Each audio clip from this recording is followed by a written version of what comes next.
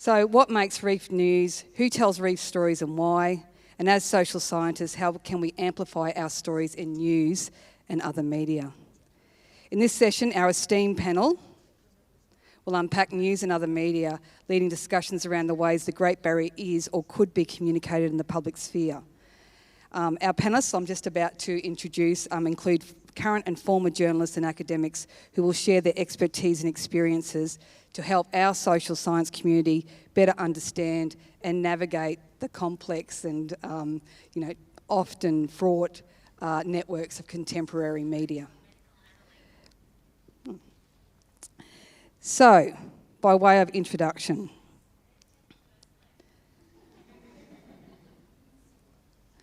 all right, it's a bit late. Okay, if you haven't found it by now, those directions aren't helping. Okay, let me introduce to you Dr. Claire Konkes. Claire is a senior lecturer in media at the University of Tasmania. Her research explores the intersections of news media, public debate, policy and law, especially in environmental matters. Some of her recent projects have looked at media representations of environmental public interest litigation and Australian environmental policy. And her book, second plug, Green Welfare, looks at the strategic use of law during environmental conflict. Her journalistic work has been published in The Monthly and The Conversation. Moving along, which is kind of convenient because you've all lined up in order. We had Karen Paterson here, who's the manager of the National Indigenous Radio Service and a director of the First Nations Media Association. But we're really very fortunate that, fortunate for us, not so fortunate for Karen, but fortunate for us that Rhianna Patrick has stepped in. Rhianna is a senior journalist with the National Indigenous Radio Service and has an extensive media career spanning more than 25 years.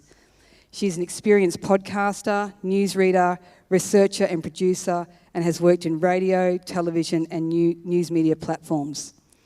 Rhianna has produced several podcast series, Black Nation and Black Bias for Indigenous X, and was commissioned by the State Library of Queensland to host, write and produce a podcast series on Eddie Koiki Mabo.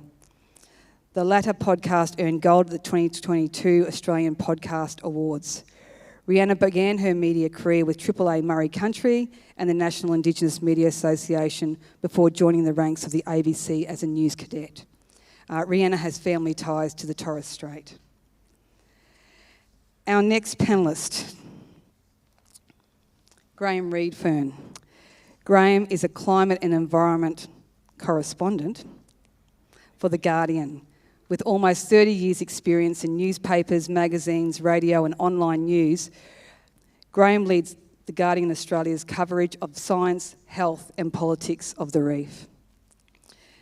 Next to Graham, of course, known to many of us, Dr. Maxine Newlands.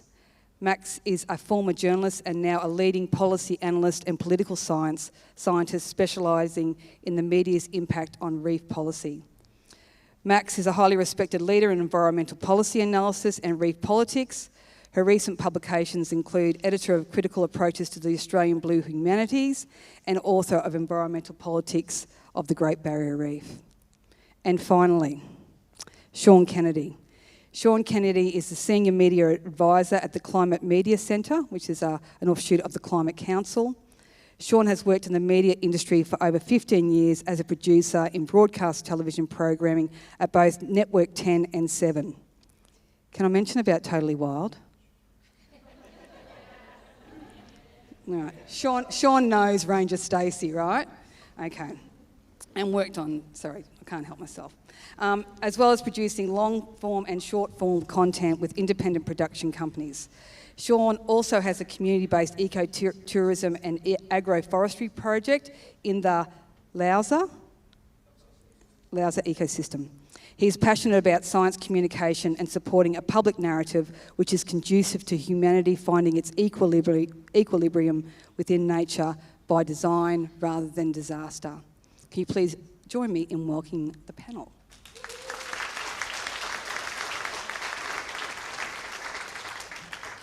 So to kick things off, and just by way of stimulation and provocation, we've got a short clip to watch from Media Watch about the GBR that appeared, I think it was last week, was it, Sean or Graham? So roll clip, please, Selby. But now, to one of the wonders of the natural world, which may not be so wonderful in future. Great Barrier Reef on one-way path to decay thanks to climate change with no end in sight, report says. Yes, more warnings about the future of Australia's biggest tourist attraction, with the latest Outlook report from the Great Barrier Reef Marine Park Authority getting coverage across the media and prompting reef scientist Irv Goldberg to lament in the conversation. Humanity is failing. Official report warns our chance to save the Great Barrier Reef is fast closing. So, what did the News Corp papers have to say about it all? Not much. There was nothing in its big city tabloids in Sydney, Melbourne and Adelaide. Only tiny stories in the Courier Mail, Cairns Post and Gold Coast Bulletin, despite the reef being so vital to Queensland tourism, and nothing at all in the Australian. So, do the folks at News Corp not care that our reef is in danger? Well, not exactly, but they prefer not to believe it, because that would mean doing more about global warming. With ABC's Nate Byrne asking Melbourne University climate scientist Dr Lyndon Ashcroft, as heat records are smashed around the world. What's causing all of this?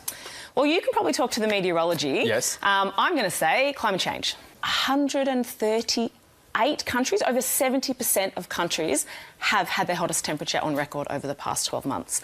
And these stats just can't happen without the impact of climate change. And as we know, the oceans are also warming at an alarming rate, with even News Corp noting 4 weeks ago that sea temperatures on the reef are now at 400-year highs. So, cause for alarm in that? Not in the Australian, because 4 days after that revelation, we were being told not to worry. The Great Barrier Reef is in rude health, but why let facts get in the way? And back in June, The Australian ran a similarly upbeat report from its environment editor Graham Lloyd, proclaiming Resilient reef fights back. And the common factor in those two stories? Rebel scientist Peter Ridd played a starring role in each, telling readers that coral cover on the reef is at record levels, the best in 35 years, and it's showing an amazing ability to recover. And naturally, Ridd's reassuring message was welcomed on Sky After Dark, where he repeated his regular claim that scientific institutions have got it completely wrong. Actually, most people don't even know that the reef is in such good state because of the media.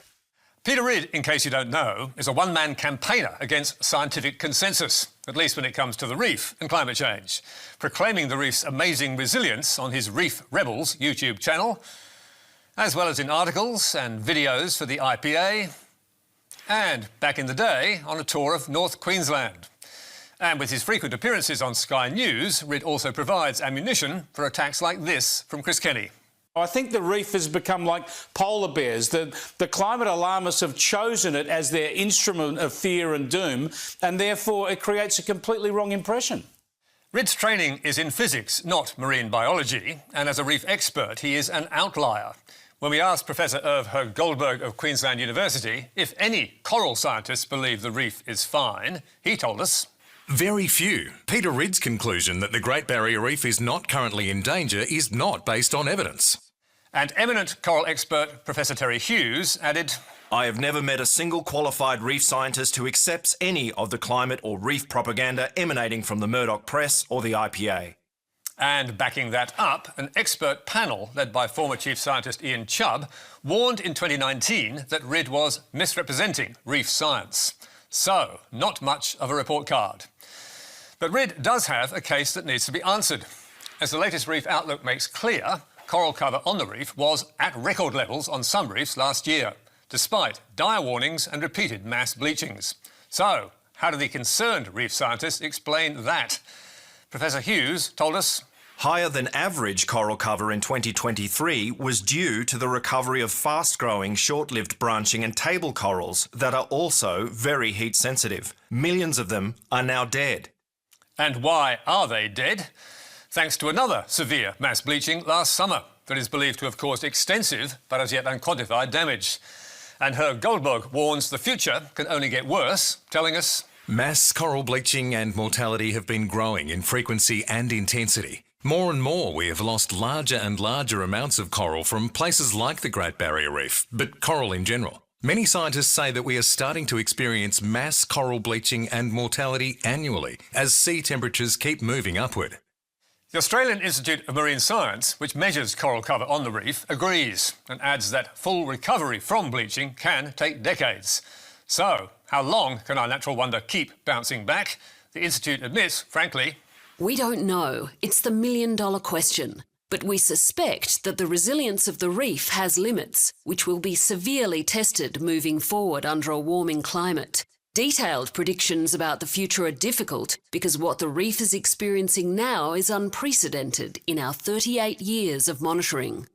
We put a similar question about the reef's resilience to Peter Ridd, who told us confidently, it is almost certain that a warming climate will be beneficial to the corals of the Great Barrier Reef, far more likely than a negative impact. Corals grow faster in hot water. In addition, corals have an almost unique ability to deal with changing climate. And he added, I wish that the media would realise that the real bad news is that our Great Barrier Reef science institutions have become untrustworthy. That is what the record amounts of coral on the Great Barrier Reef have proven. And who is right? Well, we hope it's Peter Ridd. But look at it this way. 2,500 reef scientists from all around the world say the Great Barrier Reef is facing mortal threat from climate change. Peter Ridd says it's not. And who does the Australian and Sky After Dark prefer to showcase? The one who tells us it'll all be okay and that our greatest natural wonder is fine. Great, thank you. So we put that up as a sort of a provocation and to get this panel started. We don't want to descend into a News Corp bashing session. That's for at the bar later. So what I've asked our panellists to do is to just summarise in 3 words what the hell is happening there, and then we'll get on to some questions. So Claire, I'll start with you. 3 words. What's happening there? She wants the talking stick.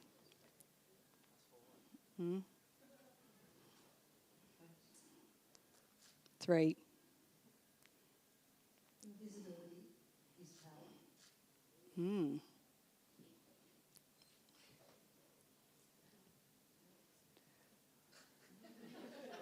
I don't know how to summarise it in 3 words. Oh, all right, 5. Oh, 5. Mine always goes back to why, media needs to be responsible for what it does. Why responsibility matters when you're a journalist and a media practitioner. It's more than 5, but that's the best I've got. Climate culture wars. Nice. Mine's where's the science? The science comes in over 3/4 of the way into that.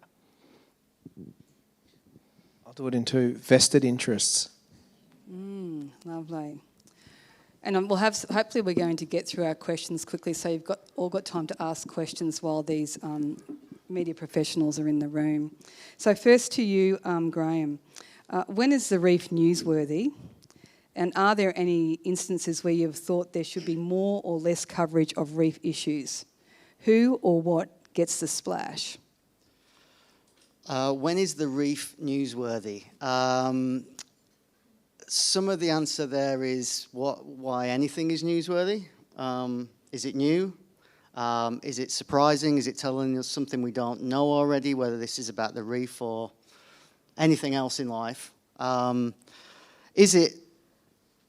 Is it proximate, like in time, to other things that are going on that are in a similar space? Sometimes maybe some politics, some policy discussion that might get it over the line to be a news story. The other answer is that often we see that readers will tend, and this is the same for all climate coverage, I think, is readers will switch off because of the incrementalism of the stories. Reef's in trouble. Reef's still in trouble. Reef's in more trouble than it was last week. Reef's in a bit more trouble now. And there's nothing, we're not giving them anything else, and so readers tend to not read those stories. So part of making it newsworthy is also us coming up with an angle or a treatment on a story or on a reef story that that is different, that is more engaging, that is a different way of doing it, and that's about finding an angle. For the reef specifically, I look for things like, is it consequential? Is it consequential for policy? Is the thing, whatever it is it consequential for the reef itself? And I tend not to look for, is something necessarily controversial? It's really, is it consequential? And do we feel like our readers need to know this thing? An example would be a paper actually that was out, I think it was out this morning. Some research, some AIM scientists were involved in it that found that some of the same species of corals are more heat tolerant than others amongst the same species. Now we kind of know that. So that's sort of interesting, but not that interesting. There was a line in the study that said that maybe this means that the reef is more resilient than we thought it was. But then when I looked at how the experiments were done, it wasn't sort of a real-world exposure to heat stress. It was done really quickly. That's valid if you want to find a heat-tolerant coral, but it doesn't tell you much about how the coral will behave, right? So these are all the things. Like I spent, probably 3 or 4 hours yesterday not doing a story, but putting in a lot of phone calls and talking to quite a lot of people before we decide it's not going to get there for us. So it's actually a really complicated, there's no science to it really, but there's a few principles. Is it new? Is it consequential? Will it be interesting for people? Will people read it? Because there's no point of spending all day writing a story if no one reads it. So that's why. Now, I think the other back end of the question was, are there times when Yeah, where you thought the reef should have got more or less coverage? I mean, in the newsroom, I think I'm a big advocate for reef stories. You certainly are. And there are times when I don't always win, but there are good reasons for it. I don't stamp my feet very much because, you know, I do all right with my pitches. I think that when you're running a news publication, the old school thinking used to be that you have to have balance in the book, balance across the pages, but it's changed now because it's not pages, it's mostly online. So now we don't have to think so much about balance across the daily news, although we kind of do still think about that as well. We've got to think, can we engage readers? Is this going to inform them, give them something that they don't already have? I think that, to go back to that story, for example, do I think more people should have known about the Outlook report? Yeah, I do. It didn't come out at a very good time in the news cycle, back end of a Friday afternoon. So maybe that's one reason why not. If you want to give News Corporation or anyone else an excuse not to write something, then that might be an issue. But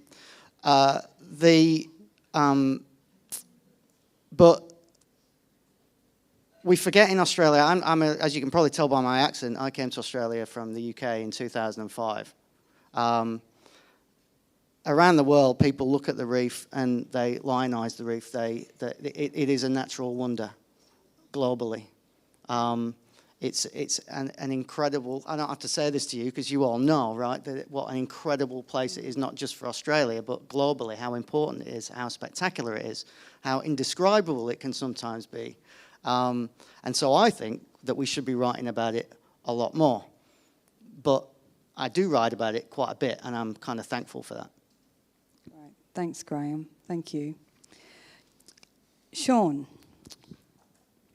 in your position with the Climate Media Centre, clearly geared to climate action, how have you navigated reef politics especially around tourism, industry and climate science? Are there any recent instances where you have succeeded in cracking Australian news media and reporting the reef? Tell us about this. Yeah, so first up, obviously, well not obviously, but the reef is quite unique as an ecosystem because it is like such a clear embodiment of climate change. Things warm, fluoresce, bleach. So it can sometimes be this a key thing for people that are trying to drive for climate action to use it as a leverage to get political commitments, how they're going to save the reef. You know, and there's, you know, maybe more crown of storm, starfish, like that. They want to, you know, a tangible, we put money here, something happens. But also you have to remember on the flip side, the tens of thousands of people that work in tourism. And if you're using their ecosystem as a leverage point, not their ecosystem, but the ecosystem which they source their livelihood from as a leverage point for climate action, then they can also feel quite, you know, negative about that. So there's like quite a few examples or experiences I had. You know, one was approaching a tourism operator who's very active in the Reef Guardian Coral Nurture program, Reef Guardian program. Anyway, up north in the Cairns Port Douglas region, I'm not going to say names, obviously, of exact regions and tourist operators, just, you know. But, you know, I reached out to this one person, tourism operator, which there's a lot involved in the Coral Nurture program. And when I said, oh, look, there's this bleaching event, or there was a report coming out, and I said, would you mind if I put you forward to the media so you could talk about your experiences? She wrote quite a very heartfelt email back saying, it's just, I can't do it right now because of the trauma I've had. We've had back-to-back bleaching. I'm constantly fronting the media. We've had the flooding from Cyclone Jasper. There's too much going on. I don't want to put myself through it, so I have to like protect myself here. So as a tourism person, I don't want to put myself forward to the media, and I have to respect that.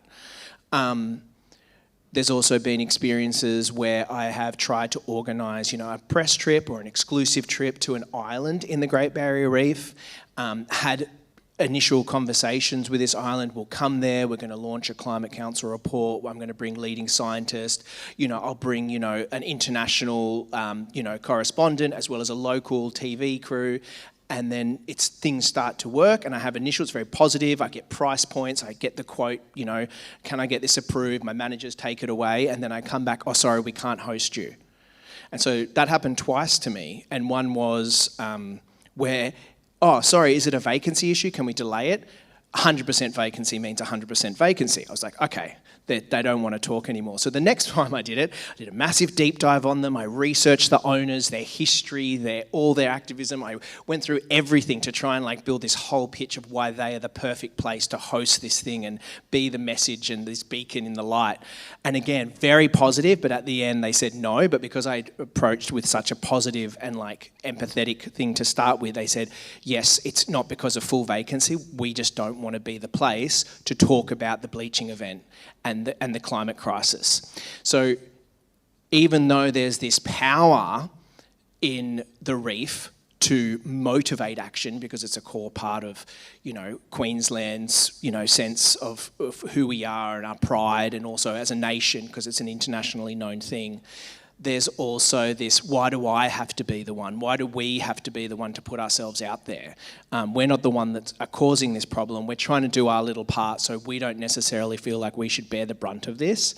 And that goes quite deep within the tourism industry too. And this comes, like, I am talking as an outsider, but it's because I'm always pushing in, asking for something, you know, the empathetic mongrel, I like to refer to myself as, but you know, like always trying to go in to get something. So I definitely get a read that there's that resistance. There was a second part outside of tourism. Where you've succeeded in cracking the Australian news media. Yeah, so, that just depends on the week. I also just wanted to call out, so one group that has, since I started in this role, Divers for Climate, obviously Yolanda over here, has started up. So that has become a really important group because it's allowed someone and a group of people who work within the tourism industry to connect and that they're trusted, that they're not going to say something that will, negatively impact. So that's quite powerful. And there's, Yolanda got mentioned in Parliament the other day and all that sort of stuff. So that sort of, there's that power in a united voice from the diving and tourism community, which I think will come because that behind closed doors or like worry and fear and why do we have to put ourselves out there, that, it's really good to see that there's that positive movement now coming through.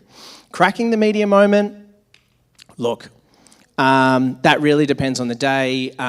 You've just got to make sure you've got something interesting. You've got to have something, as, Graham said, what makes a newsworthy story. There's bits and pieces. So like there was a report that came out recently of a guy, I think he was in between Wollongong and Melbourne Uni, and it was 400 years of like the hottest temperatures in 400 years. I think, Graham, you probably obviously wrote about it. But yeah, so that was a report that came out that launched in Nature. So that was something I got a whiff of that I managed to sort of push out. Probably the most recent one was because there's obviously that point between UNESCO and the World Heritage Committee. UNESCO make their recommendation and the World Heritage Committee go, okay, yeah, we'll do what you tell us. And so UNESCO said, we're not going to list it as endangered, which is when all those News Corp articles come from. But then when the World Heritage Committee sort of said, yeah, we'll take UNESCO's recommendation, normally that would be like, it's not much of an event. But because I got a little bit of before it was coming out, I could push it a little bit more and sort of tee it up, so like days ahead. So I could tee up like Tracy Ferrier, who's like an amazing environmental journalist from AAP. And AAP have just gone through a whole bunch of redundancies. Anyway, side point. So getting that, having that sort of, when a report's going to launch that has something good in it, or you can get a little bit ahead of the game. And it was also because the last time, Tanya Plibersek and the government said, look, UNESCO have said this, we're doing the right thing, we're good, we're leading the way with this. But because we could get out before they put their statement out, we kind of led going, it's actually misleading. And then I had articles come out saying the reef, there was my favourite headline from all the articles I got up from that was, reef not in danger sends false message. And so that was something for me because I could get Ove, obviously Ove is the legend, and a few other reef scientists going, while this is poking the carrot and the stick to get more action, that was that sort of to show the government actually it's a bit misleading. So there was that anyway. Thanks, Sean. Very comprehensive once you get media people up here on the panel, aren't they? They like to talk. Aren't they wonderful? We didn't have to prepare this at all. Rhianna, can I ask you, please? Can you tell us about First Nations media in Australia and its role in communicating the Great Barrier Reef? How are Indigenous communities and voices positioned in First Nations media, and how is the reef reported there? So many questions.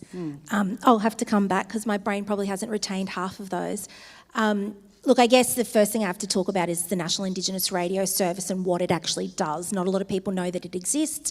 Not a lot of people know that we're quite unique in Australia, that we have Indigenous radio stations that are networked together.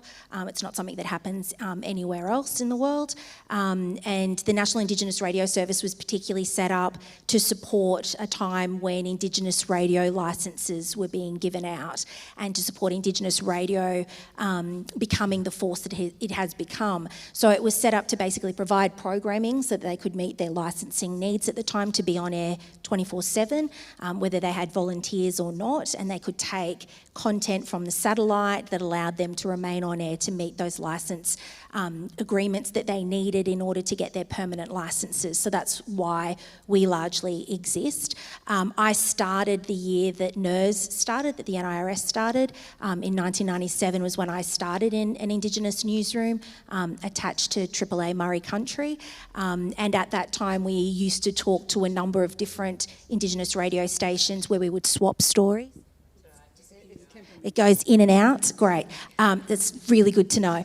And we would swap stories and share that, even though there weren't many Indigenous newsrooms at that time doing that. We would take stories from other radio stations who had something to offer. So at the moment we have about 54 Indigenous radio stations and media organisations in this country. That's then bolstered by another 66 Indigenous remote broadcasting service sites as well, which also do broadcasting or their extensions of those radio stations. So we cover a great gamut of this country. We have an Indigenous radio station in every capital city, bar Adelaide, Canberra and Adelaide, Canberra and Tasmania are the only places we don't. And then there's everywhere in between in the middle of that. So we cover quite a wide spectrum. In terms of reporting on the reef, I have come back into Indigenous media after a long time away. And what I've found in the time that I've been back in this newsroom, and the NERS newsroom's been going for about 20 plus years, we don't actually hear from the community. So if we're not out there actively chasing whatever is making news or whatever Graham's reporting on, because we set our agenda by The Guardian, just FYI, then we will then go out and look for that Indigenous perspective and those Indigenous points of view to then extend the stories that mainstream might be running that are then more relevant to the audience that we serve. So at the moment, we're not doing a lot of that. The other thing that we have found is that a lot of the Indigenous people that we wish to talk to are on a lot of government committees. And so then that offers up where they can't really talk to the media. It has to go through the chairperson, and most often than not, that chairperson is a non-Indigenous person. So the remit for us is to get Indigenous voices on air. It always has been for Indigenous radio, is to put our perspectives front and centre. We're not there to then keep bolstering the colonial narrative that has existed in journalism since time immemorial. So, you know, that's the problem that we have at the moment. There's a lot of discussion in there, but I'm reminded of Harry's talk this morning, and there's something about Bunnings and paint, which someone will explain to you later on. I'll ask Harry. Yeah, ask Harry, us has, yeah. But it's a really critical issue and performing a really important role in regional and remote communities, many communities of which would border the reef and call the reef catchment their country, of course. Thanks, Rhianna. Claire, how would you explain the politics of reef science communication? We've had a bit of a dose of that in the Media Watch snippet we watched. How does this play out in traditional news media and across online media more broadly, including social media? Again, one of those big questions, and I'm glad I got more than 3 words. I'm feeling a little bit historical and leaning on a paper that you and I might have written a little while ago and reflecting. Kerry and I looked at 3 moments in reef history: 1974, National Park, 81, the World Heritage, and 2012, the reef in danger. And looking at the politics of reef science in those 3 moments really showed us the salience of ecology in the 1970s. I was still learning to walk around then, so I don't remember it very well, but some of you may. And then what we observed was this sort of enthusiasm for this new emerging social awareness of ecology. Yes, of course, there was politics involved, but even conservative politicians in Australia and elsewhere were kind of interested. Richard Nixon, started the EPA. So, very conservative governments were even excited.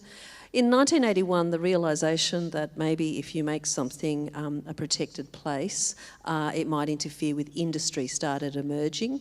And what we observed was that suddenly the politics was getting a little hot and industry was coming forward. And so as industry came forward and the politics got hot, ecology and the scientists receded. And by 2012, they're virtually not there anymore. I'm suspecting we're just at another extreme level of that. I don't think the reef is alone there. The work that I've been doing in Tasmania on the salmon industry and speaking with people in the science communication space is that the science, there's lots of sort of inverted brackets going on.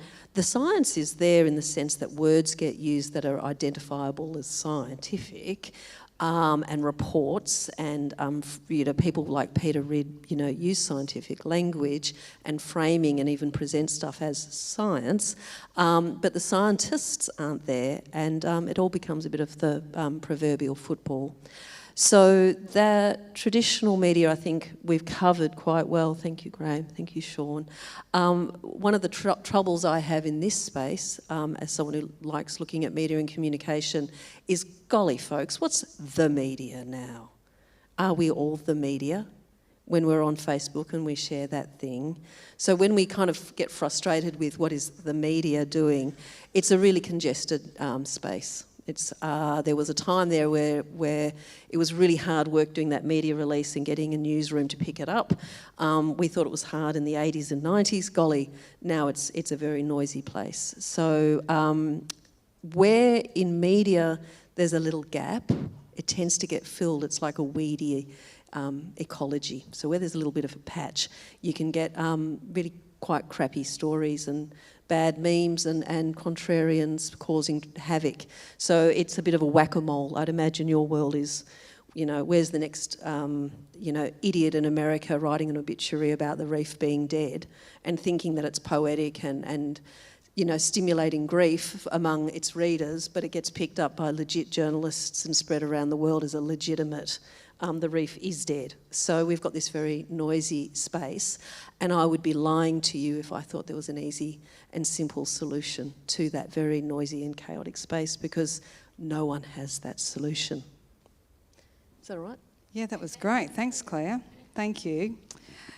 Max, while at JCU, you were often called upon to comment on the GBR news, politics and conflict. Mm-hmm. Do you have any specific examples that epitomise the perils of reporting the reef? I don't. So I have one personal example where a deputy editor at the time of a very big newspaper in the Townsville area decided to ask publicly, basically started attacking me on Twitter, and because I'd made some comments about the reef and was I giving my lefty views to my students and should JCU be allowing this? So that's a kind of, and that person I think still continues to do that kind of attack.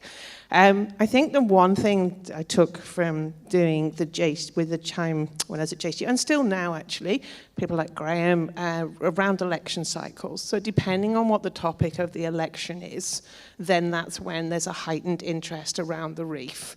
And over time, a bit kind of, well, to your point about leverage, but also to your point, Claire, and you, Graham, it's sort of, because it's nothing new, unfortunately, then that interest is starting to wane, unless there is a political reason. So I'll just give you one example. In 2019, it was classed as the climate change election. I think that was about the third or fourth time we'd been told it was the climate change election. But at the time, if you remember, the News Corp ran a campaign with the support of a couple of senators from the national parties where they were bringing out these bumper stickers. If you don't take my mining jobs, I won't take your lattes. Something along those lines, if you remember. And so you've got a clear alignment there between a media organisation and a political party and pushing that kind of approach. So there was a lot of interest, particularly around that sort of campaign and where climate change is at. But equally, and in good journalism balance, we had Bob Brown and his caravan of Stop the Adani, and that was being used to raise awareness of green issues and to try and support Senator Larissa Waters to get some votes. And in their mind, it was a success. So it's really to your point that depending on, and being the person that was in Townsville, depending on how prevalent and how prominent the reef was in that election cycle would depend on how much I would get the phone calls.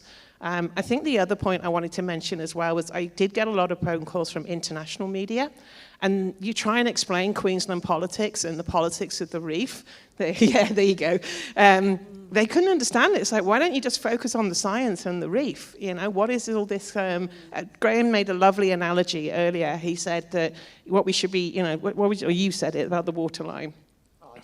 I think I just said I tend to think we need to concentrate a bit more on what's happening below the water rather than above.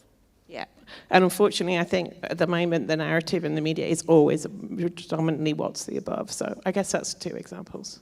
Yeah, thanks, Max. I'm really conscious that we're running out of time, and I did want to open up the floor to some questions. We've got about 10 minutes, so Are there any questions from anyone in the audience while you have these people here who are responsible for public communication of the Great Barrier Reef? Yo. Thank you everyone for the panel. That was really interesting.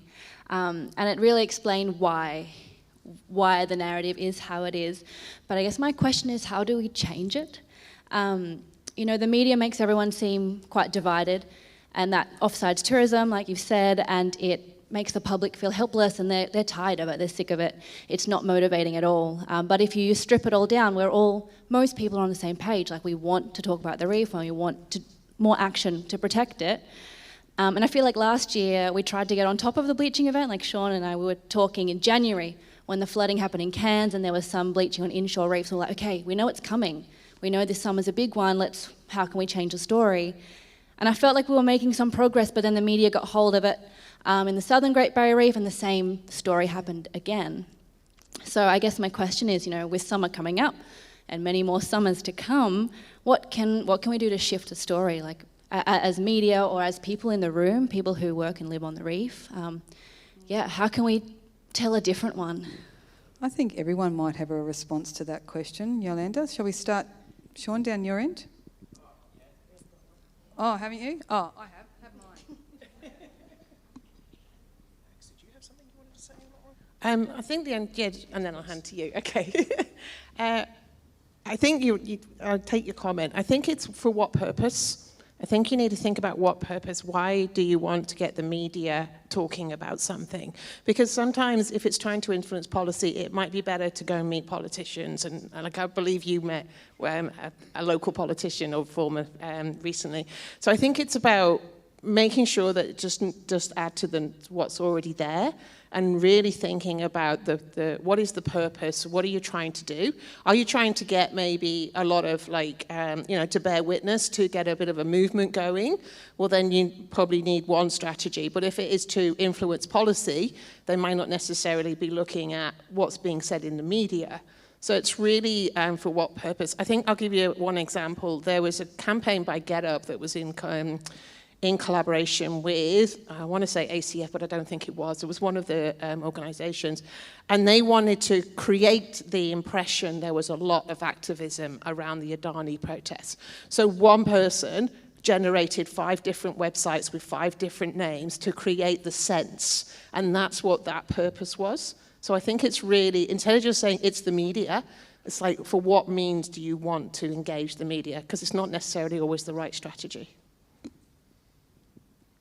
I guess, another thing is when, trying to put something, towards, obviously, not every journalist has the sort of skill and knowledge that Graham might have. Maybe skill, that didn't come out right. Might not have the capacity and that knowledge base that Graham might have, so they need you to give them stuff. We go I'll cover the reef, I don't know a lot about the science. So one of the ways to try and create that shift is when you're working with spokes is to work with them on their messaging. So if your aim is to go, we need to connect this bleaching to stronger climate action, or we need to connect this bleaching to the expansion or a coal mine approval, or whatever it is, gas exports, whatever you're trying to link it to, the carbon emissions, is working with those spokes that you put forward to that journalist. So you get your scientist, you get your tourism operator, you get your whoever it is that you're putting forward, and the quotes that you provide to them, and before they go and do their interviews with the media, is that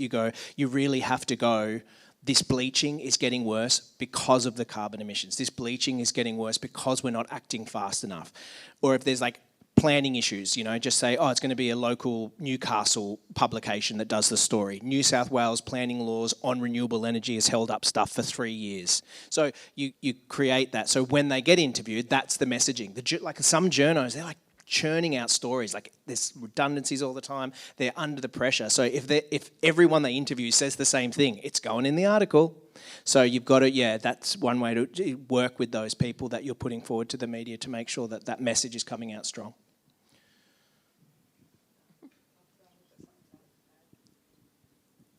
I guess I have a bit of a question first, which is what do you want the media to do or say? And if you,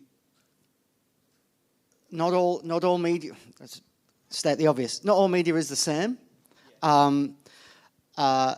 So understand what that journalist, what that outlet has done before, anticipate what that outlet might do.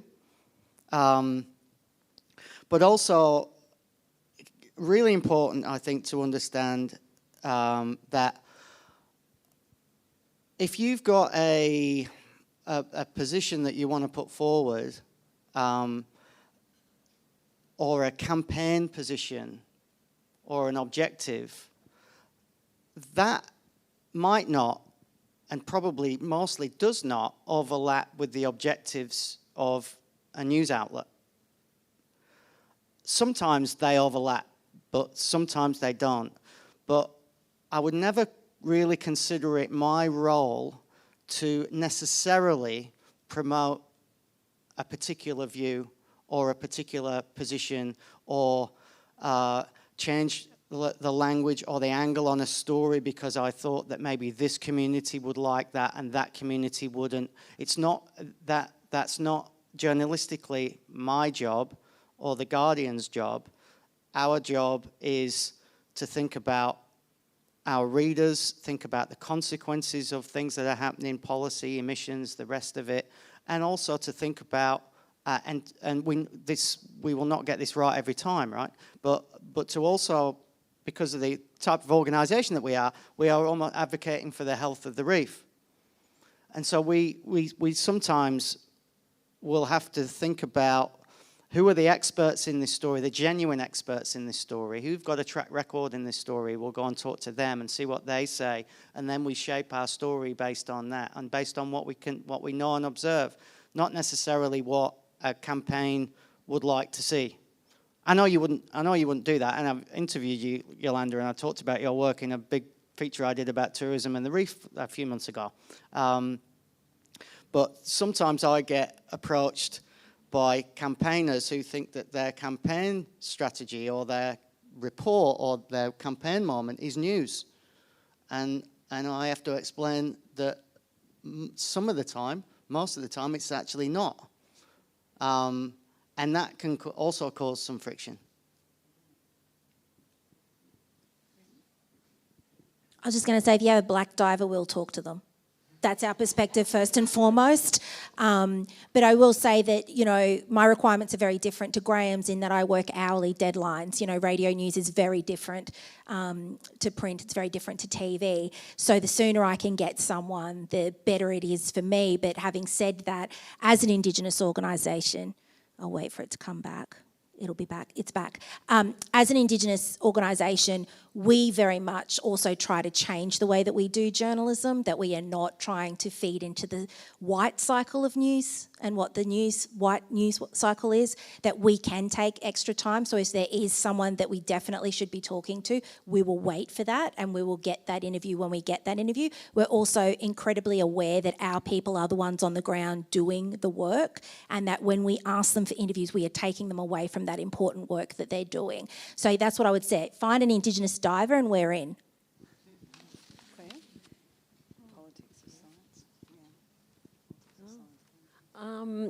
I just want to. I don't know if I can do that one, but you could when you wrap up. But I suppose one of the things I come from Lutruwita, Tasmania, and you know in Nipaluna we are a one Murdoch newspaper town, and occasionally a young reporter comes through. You know, young Tia just nailed it recently, and the reason she nailed it and made everyone sit up and listen and put everyone on notice was because activists and scientists saw her and gave her the information she needed, and she hadn't been beaten down yet. And when you're a Murdoch reporter, man, you get beaten down.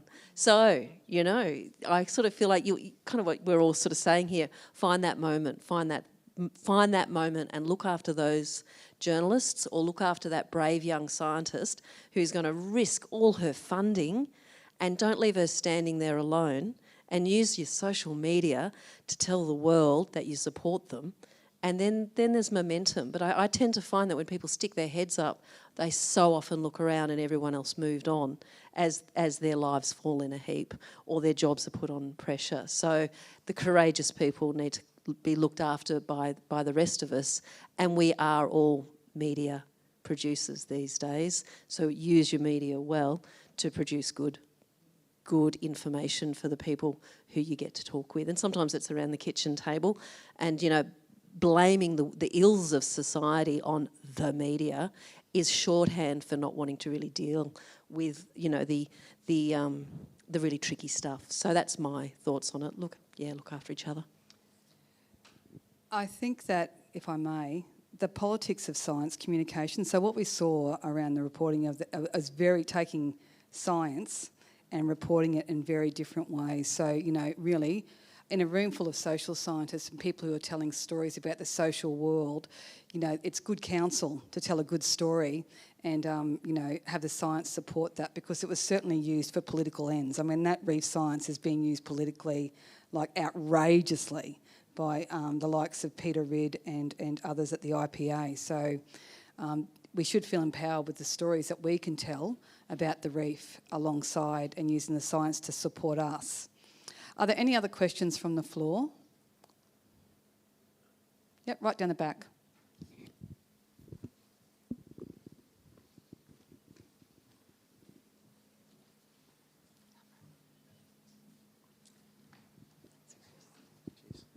Thanks very much, panel. Great discussion. I'm going to really give a very simplistic characterisation of the types of stories I see in the media around reef. The first of those people have pointed out is around national and international politics and those dimensions, and the second type are around coral condition and the science behind sort of coral condition. And occasionally we get a story about individuals expressing their trauma about the state of the reef. My question to the panel is there an opportunity to refocus some of the narrative around the lives and the livelihoods and cultural connections that people have with the reef as a place and a place of deep importance, and exploring that as an avenue to tell a different sort of narrative, one that complements those other stories rather than replaces it?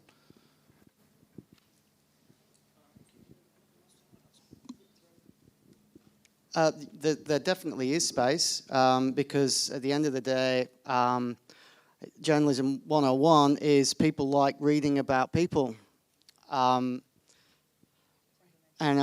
People like reading about people. And if you can find engaging people to tell engaging stories about how what they're going through affects them, then there's definitely there's a lot of room for that. In fact, I often try and, when I can, tell a science story through the experience of a person or a scientist. So I'll go in, my intro or my angle is through through a scientist or through a person rather than through some data. Not always, you can't always do it. It's actually a fundamental of journalism, I think. I think we have to also be a bit realistic. Like, we all obviously love the reef, that's why we're here, but not everyone in the community is aware. A lot of people I know, sorry to break it to you, but it's about getting those people on board as well, So yes, the stories are good, but you can't preach to the choir, whatever the expression is, and be aware that other people, particularly in Townsville, not everyone's even been on the reef or bothered about the reef. So I think it's also about, to answer Bruce's question, it's about reaching that audience as well. I think there was a line in a media release you did, and it was divers staring climate change in the face, which I kind of really liked, because that was just a really visceral way of sort of doing that. So I think positioning it, pretty much how Graham and Max has said it, is the positioning it in the individual and how that affects them.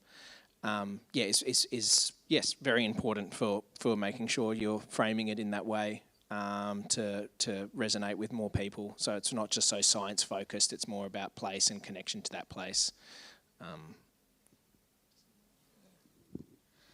I'll just echo that as a long-time radio practitioner in terms of programming. That's what we would look for. As a presenter, producer, that's what you look for. You look for the human story because that's the thing that cuts through for an audience. I think the other thing that's happening at the moment is that there's audience fatigue. And we're seeing it ourselves in the news that we do, because obviously Indigenous news is very much like, it's quite heavy news a lot of the time. But looking for positioning solutions as part of that. There are a lot of media organisations moving towards not only explainer journalism but also solutions-based journalism. And what we've realised as an Indigenous newsroom is that we have always done that naturally without even knowing what it's actually called. So we are always talking to people that are doing things that make a difference, but they're not being resourced to be able to do that on a bigger scale. And so I think it's really important to always have the human at the centre of that, and for us it's always about the human, but it's also about country as well. Okay, I think we're at time, is that right? Thank you so much for such an insightful, interesting conversation about something we don't normally talk about at the social science community for the Great Barrier Reef, and for your time. They've all given up their time for nothing, so thanks so much for coming along.